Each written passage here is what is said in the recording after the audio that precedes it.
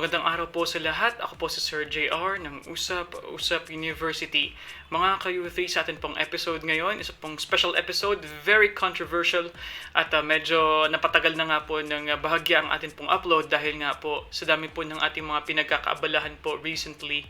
Pero sa atin pong episode ngayon, ang very controversial na Sogie bill, Sogie bill, at itong batas na po na ito ay marami po ang naki-fiesta sa mga comment section po dahil nga po sa isang napaka-sensitibo at controversial na mga provision ng batas na ito. At ito po ay uminit dahil sa isang event nga po at malamang sumalamang po kung kayo po ay nakikinig po at nanonood ng balita na sa Pilipinas nga po ay nagkaroon po ng isang eksena. Ito po ang sinasabing pag-aresto daw po kay Gretchen Diez na sa Cubao po siya magsi-CR at gusto niya kasing gumamit ng palikuran ng pambabae, ngunit si Gretchen Diez ay actually isang trans woman. So ang kanyang biological po na katawan ay talaga pong pang lalaki at siya po ay nagdadamit babae at sinasabing siya nga po ay naging transgender woman na nga po. At dahil po sa balitang ito, may mga umalmang mga LGBTQ plus ng mga community dahil nga po sa sinasabing diskriminasyon sa katulad ni Gretchen Diez. At sinasabi na naman ng iba na hindi na kinakailangan baguhin yung ating mga probisyon ng batas dahil sapat na raw ang ating mga batas. Sinasabi din ng iba, nagkokomento na lagyan daw ng third na lang na gender-neutral na toilet kasi naman ang ginagawa sa ibang bansa. Habang ang pinaka-staunch na supporters po ng LGBT community ang nagsasabi naman na hindi dapat magkaroon ng isa pang separate na toilet, kundi papasukin yung mga transgender na mga woman sa mga female toilets. So napaka-controversial ng balitang ito, napaka-controversial ng issue na ito. At atin pong tatalakayin kasi I was able to spot one video clip na isinare ni Mocha Uson. So ito po ay patungkol po sa quote-unquote katotohanan daw po ng Sogie bill. So panoorin po natin ngayon mga ka-U3. Makita niyo po sa screen natin ngayon. Ito po ay isang interview ng former Sibak Party List representative Ms. Gonzalez sa isang TV show. Kaya panoorin po natin mga ka-U3. Joining us in the show, Thank you for having me. we're going to have a very exciting topic right Yes, now. yes. So I guess for all our kababayans, can we explain exactly what is Sogie bill? Sogie bill Sogie bill. stands for sexual orientation, gender identity, and expression. This gives our LGBT sector the right to identify themselves as male or female, not necessarily in accordance with their biological born with, yes. Or something that they are born with. Ano?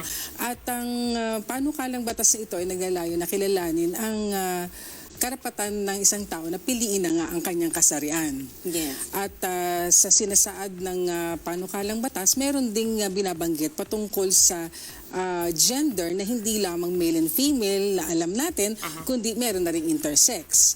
So meron ng mga pagsusulong na ang gender ay gawing isang batas. Hindi na ito nakasalig sa ano ba ang ginawa ng Diyos, na babae at lalaki. Kung hindi, meron ka na ngayong karapatang pumili ng kasarian mo. Ano ba yung intersex?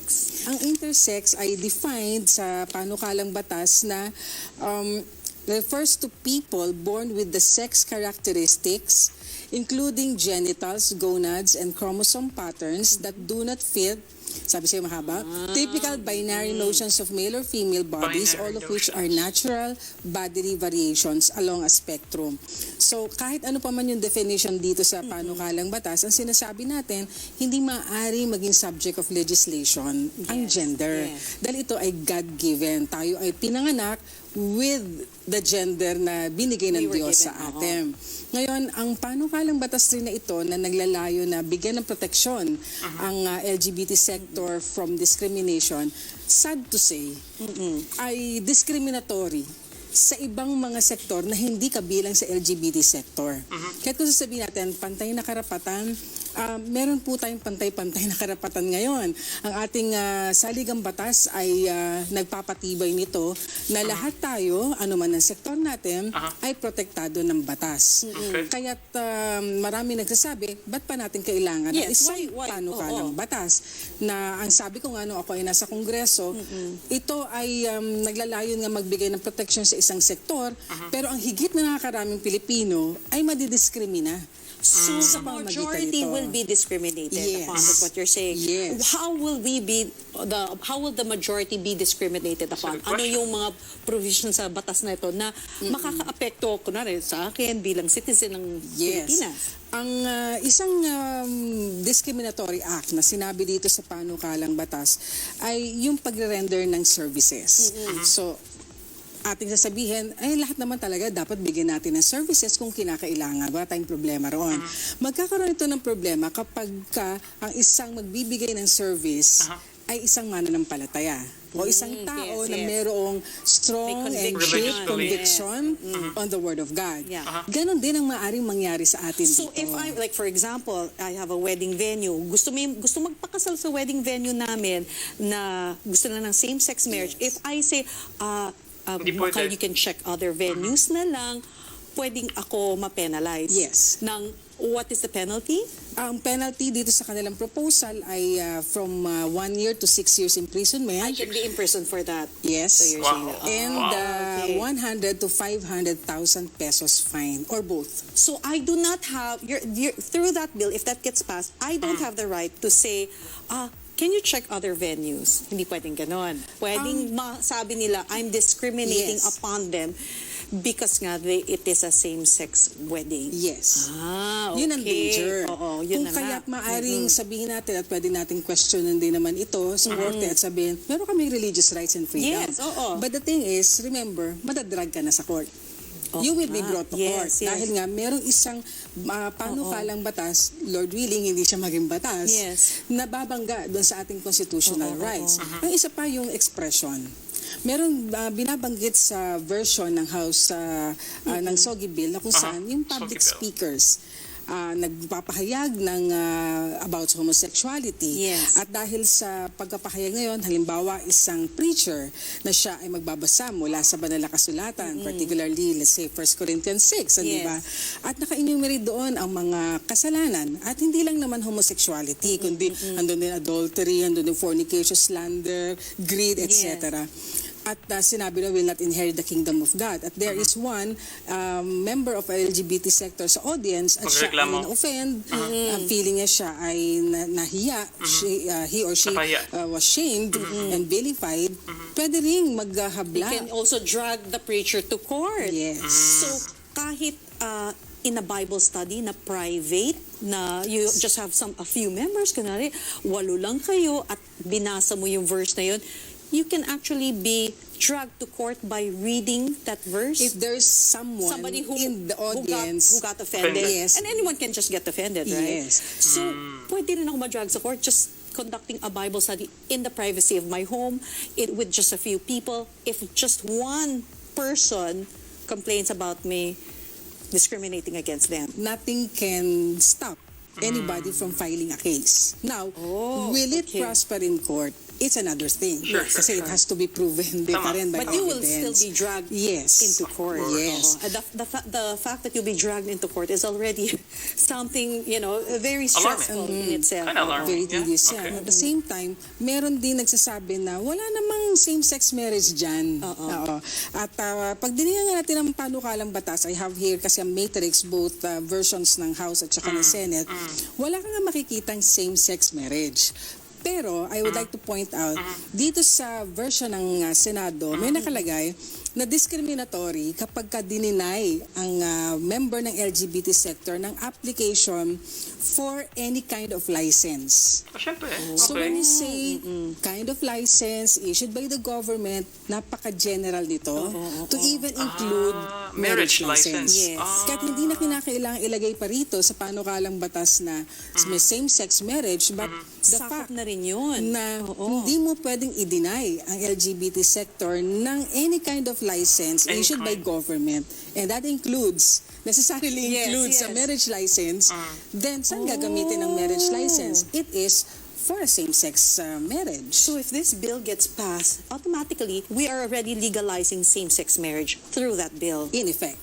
Kaya sinasabi natin, may mga kontra siya na Yes. probisyon sa ating konstitusyon na tumiiral na batas sapagkat sa family code nakalagay that marriage is between man and woman. Ngayon, may nagsasabi, di i-amend na lang natin yung ibang mga parte. Oo nga, palitan natin yung mga parts kasi na yan. ang daming unconstitutional and yung license, tanggalin natin. bumabangga Okay. sa provision of family code. Pwede bang ganon? Ang problema natin kasi ay yung mismong introduction of the concept of sexual orientation and gender identity and expression sa ating mga batas. Remember, wala ito sa ating konstitusyon, wala ito sa ating mga batas, at ito ay ini-introduce, Sure. pinakikilala na. Sapagkat pag pumasok ang konsepto ng Sogie sa ating mga batas na natin, ay magkakaroon na ngayon ng lisensya ang mga tao na pumili ng sarili nilang kasarian. Yes. Ayun, So, tama. yan ang isang bagay na hindi rin katanggap-tanggap sapagkat unang-una, hindi lamang labag sa konstitusyon sapagkat walang sinasabi sa konstitusyon na meron tayong karapatan na i-legislate natin din ang gender or basta may pagkilala na male and female. At hindi rin maaari natural law sapagkat naririyan ang natural law.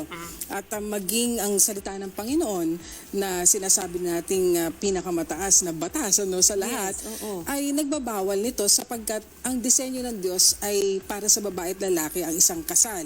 At kung pahihintulutan natin ang isang panukalang batas sa katulad dito, ay hahayaan natin ng mga tao na pumili ng sarili nilang kasarian na magbubukas sa iba pang mga konsepto katulad ng transracial na kung saan ang isang babae na siya ay puti, pinanganak siya na with white skin, ay dahil gusto niya ma-identify as a black woman, ay sasabihin niya, I am a black woman trapped in a white woman's body. Yes. So it's the same So there will concept. be no definitions of whether it's gender or race. Yes. You can be whatever you feel you want to be. And how Yes. does that affect us? It will greatly affect us and it is very dangerous sapagkat imagine kung isang minor at sabihin niya, I am an adult person trapped in a minor's body. Yeah. And therefore, dapat yung lahat ng rights accorded So I to can drink alcohol. Yes. I can smoke cigarettes. I can vote. Marry. Yes, I Oo. can go to the bar, etc. Or a young child who's 8 years old, I can get married to a 91-year-old person. man because I'm Yes. really 91 years old too. Yes, I identify myself as a woman of I that age. identify So reverse. Dahil meron din ganong instance na kung saan isang full-grown adult man identified himself as a 6-year-old girl. Oh. So who would Yes. stop him from identifying himself as a young girl kung yun ang feeling niya? So it all depends on what you feel. Yes. And I think, attorney, I mean, it's okay to have different feelings, but to legalize it Yes. and put penalties. Kasi magiging personal determination to of one's gender, of one's identity na malayong-malayo sa naisin ng Panginoon. At kung sinasabi na gusto lang namin ay patas na batas, patas ang batas natin Yes. ngayon maski wala ito. Kung sabihin natin nabubuli, merong anti-bullying law. Yes, that's right. Kung sabihin natin undermine kami o nabibigyan kami ng mababang pagtingin pagdating sa paggawa, there's labor code. Or kung hindi kaya ay sa matters of property, meron tayong co-ownership at may property laws tayo. The laws are enough, sufficient to protect all of So we us, don't need additional Yes. law to protect the LGBT community. which will discriminate others. I would like to highlight Yes. that sapagkat So it will protect the LGBT community, but it will discriminate the majority of the majority. Filipinos Okay. who do not Yes. belong to the same sector. Yes. That is the problem with this bill. Na kung ito ay para sa proteksyon ng isang sektor lamang at magkakaroon ng panggigipit naman sa karapatan ng mas nakakaraming Pilipino, nasaan ang Yes. pagiging patas? That's right. Nasaan ang pagiging makatarungan ng panukalang batas na ito? ito. That is what we are saying. Okay.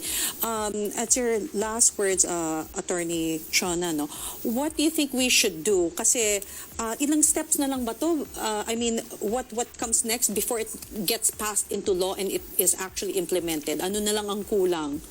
Ito ay nasa Senado na kung saan ay maaring pag-usapan muli, buksan at sabi nga dinideliberate na raw ito at sa pagkakataong ganun maaari na itong i-push kasi for votation.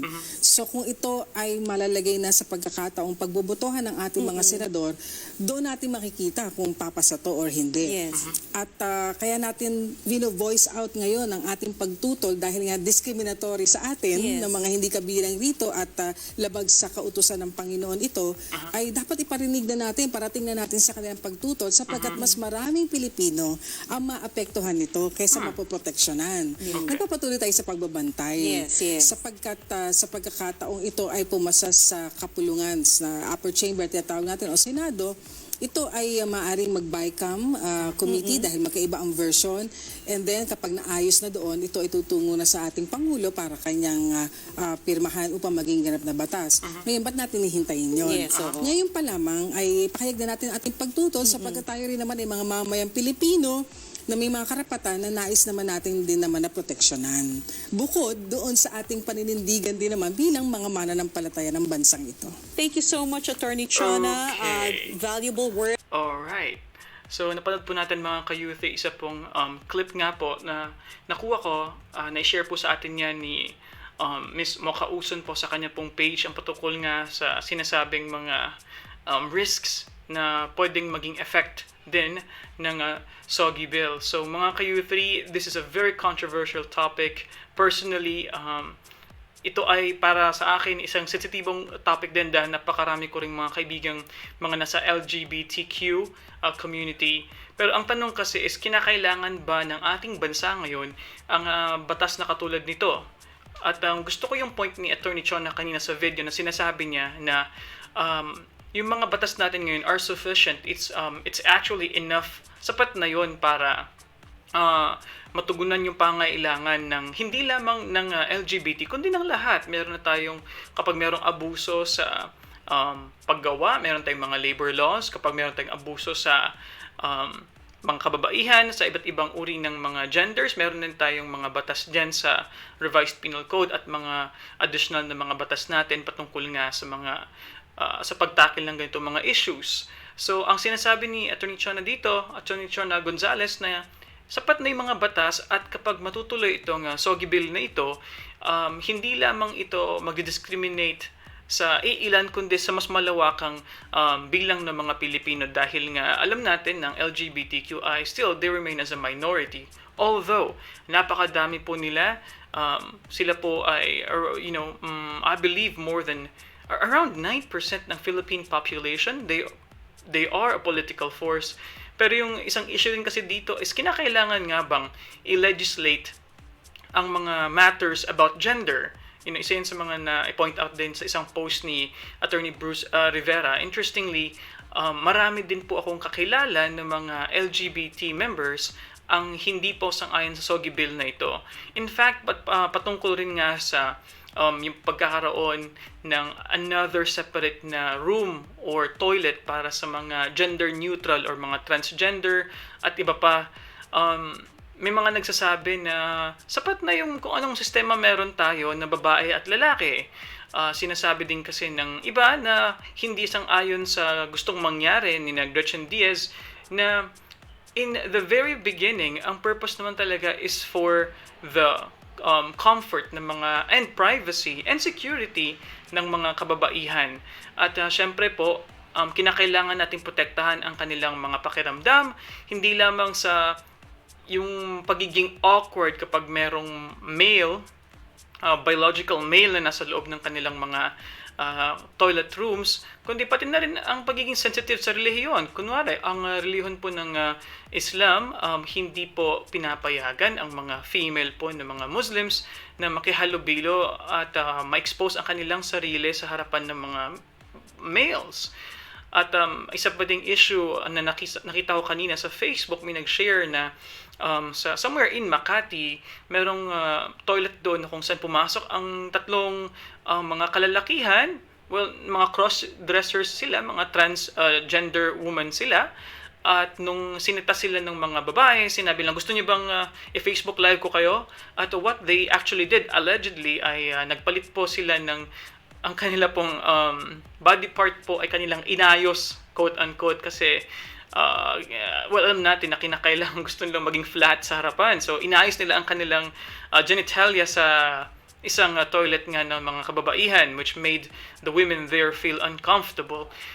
Isa sa mga na-mention ko nung ako ay nagkaroon ng isang diskusyon sa isang kaibigang sa Facebook, isa sa mga argumentong sinabi ko kung bakit hindi ako sang-ayon na magkaroon, ibibigyan sila ng access sa mga female toilet. Para sa akin kasi, posible kasi itong gawin ng mga kriminal na mga lalaki, ng mga pervert, mga manyakis.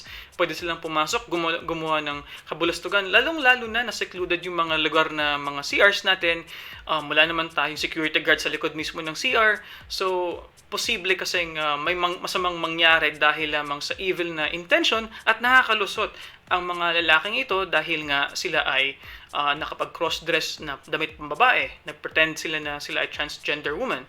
On the other hand, isa ko ding concern ay ang mga batang maliit, batang paslit na mga babae na pumapasok sa female toilet room at yun nga, ma-expose din sila sa sana wag naman, so hopefully hindi mangyari sa mga kriminal na mga lalaki na pwedeng magpanggap.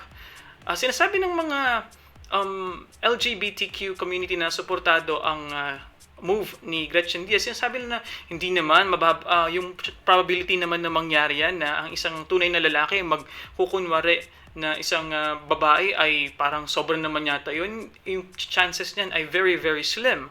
But for me, not for me, para sa akin, if there's a small chance na pwedeng mamolest siya, pwedeng masaktan sexually ang isang babae sa loob ng female toilet, I think we are defeating the purpose of giving a female toilet for our dear females dahil nga nathreaten yung kanilang security at nathreaten yung kanilang pakiramdam dahil nga aminin natin na kapag nakakita tayo ng genitalia ng iba sa ating toilet room, especially pag, putting myself in their position, it will be so awkward and so strange. Mga ka-U3, ito po isang napaka-controversial na issue, sensitive po para sa iba. Kaya po, ako po, I stick with only two possibilities. It's either we maintain the status quo. Kung anong meron ngayon na yung mga bakla nating mga kababayan, yung mga nagko-crossdress, okay lang naman sila sa lalaki at yung mga babae naman na biological female na gustong yung mga transgender man na kung tatawagin from female to man, ngayon kasi ang situation is they will be using their own quote-unquote biological toilet. Pa sa akin okay yung ganung scenario. Pangalawang scenario, gayahin natin sa ibang bansa. Meron silang mga tinatawag na gender neutral na mga batas na kung saan nagkakaroon ng gender neutral na toilet. Sa Japan, meron silang tinatawag na toilet for everyone. So, para sa akin, maybe we can also explore those possibilities. But in general, we should also take note na kinakailangan protektahan ng mga babae. Isang napakasimpleng constitutional right yan na kung saan meron tayong prinsipyo na sa ating constitution na tinatawag na equal and fair rights, but it has to be with specific na distinction. So, merong specific na distinction dito, mga ka-U3, sa mga kababaihan na kinakailangan silang protektahan nga po. Laban sa mga posibleng krimen, assault, at yung overall feeling of discomfort na magkakaroon ng mga users sa kanilang female toilet na hindi kapareha sa kanila biologically. So, yan po ang aking pananaw dito. Medyo napahaba po, pasensya na po kayo dahil nga po it's a very interesting issue for me. At tingnan natin mga ka-youthi ang mga komento po ninyo, ang inyong pong mga boses dahil tayo po ay nagbigay ng poll, ng botohan sa atin pong Facebook page mga ka-youthi, Usap Usap University poll noong pang August 18th ito. So about 4 days ang nakakaraan. Ang tanong ko dito, ano ang dapat na maging solusyon sa Gretchen Diez LGBT LGBTQ plus issue, ang sinasabi ng 71% walang dapat na baguhin, 29% payagan sila sa female CR. At sa ating poll din, sa Usap Usap University community page, makita niyo po dito, anong dapat na maging solusyon sa Gretchen Diez LGBTQ issue? Walang dapat na baguhin, 73%. Gawaan ng hiwalay na CR para sa mga LGBTQ+, 27%. Yan po ang mga resulta po. Dapat payagang mag-CR ang transgender women, walang bumoto. So, to wrap it all up, mga ka-U3, sa atin pong ending dito po sa U3, ito po ang U3 question of the day. Ano po ang inyong pananaw sa Sogie Bill? Sang-ayon po ba kayo sa mga probisyon ng batas na ito? So, very controversial, very interesting. Sa Sogie Bill, meron na ring karapatan, and accordingly, dapat daw ay gawing either sa male or female na gender sa birth certificate, pwedeng ilagay na dash, pwedeng ilagay na X dahil daw nga dapat hindi daw ang mga magulang ang magbibigay ng determination sa gender daw ng anak nila. Yun ang isa sa mga naging salient na provisions po ng batas na ito. For Sogie Bill, isa sa mga staunch supporters so far, sa mga litrato po nakikita natin, si Gretchen Diez with Bongo, yun ang maalala ko na supporter po ng Sogie Bill na ito. So, mga ka-U3, comment lang po kayo. Very interesting. Let us respect each other, pero wag lang tayong gumamit ng mga bad language po sa atin pong mga comments dahil lahat naman po ay binabasa natin. Magkaroon po tayo ng magandang diskusyon. And also for myself, ang aking opinion po, pwede po yung magbago. Depende po sa kung ano pong argumento ang pwede nyo pong sabihin po dyan sa comment section natin. Dahil tao lang naman tayo, pwedeng magbago ang ating mga pananaw. And I'll be open for all of your messages, mga ka-U3. And just always remember to respect each other. So far naman po sa atin pong bansa, para sa akin ang mga LGBT community po ay respetado. Sila po ay nasa iba't ibang industriya. Para sa akin po, ang Pilipinas po ang isa sa mga pinaka-friendly sa mga bakla, sa mga LGBTQ. Hindi katulad po sa Malaysia na pinapatay po ang mga homosexuals doon, lalong-lalo na syempre sa ating mga kababayan sa Middle East, so na kung saan po napakahigpit po ng kanila pong pagtrato sa mga LGBTQ. Kaya kung ako pong tatanungin so far, things should not be changed. Wala pong dapat na baguhin sa sistema. Yan po akong opinion. So you can change my mind, mga ka-U3. Just comment your message below. At sa mga sumasang-ayon naman po sa akin, so pwede din po kayo magbigay ng inyong pong opinion, mga suporta po patungkol nga po sa issue na ito. Kaya hanggang sa muli, ako po si Sir JR ng Usap Usap University. See you sa next video. Paalam po. Bye-bye. Mga ka-U3, dyan po nagtatapos ang ating mahabang episode po ngayon. Napahaba po ang ating pag-explain, pag-share po ng ating opinion. Dahil nga po, I miss doing this, mga ka-U3. Sa inyo pong mga fans po ng Usap Usap University, sa atin po mga subscribers, pati na rin po sa atin pong mga fans sa Facebook. Alam niyo po yung nangyayari, marami pong changes po sa aking career ngayon. Lalong-lalo na po na for the Southeast Asian Games, I'll be there tomorrow po sa launching po ng Subic and Clark Cluster ng mga SEA Games volunteer. Isa po ako sa mga maswerte pong napili.